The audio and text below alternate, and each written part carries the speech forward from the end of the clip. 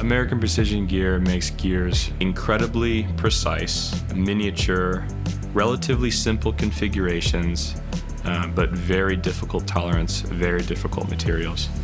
And that's where we live.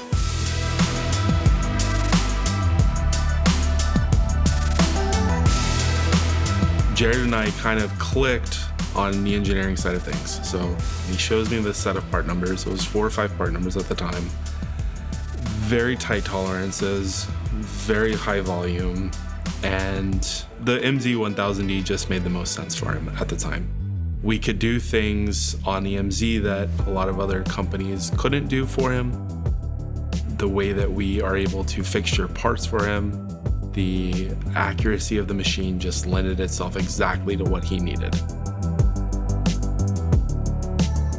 Just the quality with our finishes on them, they're at least 2-3 times better, and our tool life has been expanded by 200 to 300%. Quality with those two things is great, and AGMA quality is way better than we could have ever imagined. We can do smaller parts, and we can also, now we're discovering, trying to cut bevels on them automated, which is something we would never dream about doing 10 years ago.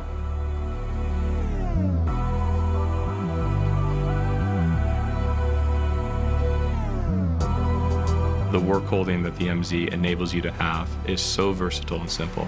You can bring incredible quality for less effort. We never felt that we can automate class 11 and above. We just didn't think it was going to happen on a repeatable basis. But she runs lights out 4 or 5 nights a week. It's fine.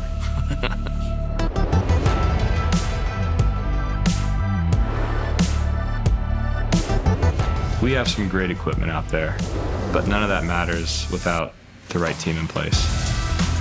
We have awesome machinists that produce great blanks that enable the guys in the gear department to be awesome gear machinists. We have an inspection team that sits there and does 100% visual inspection on every gear that goes out, looking for any nicks and dings under 5x magnification. If there's one thing I want people to know, it's we have good people.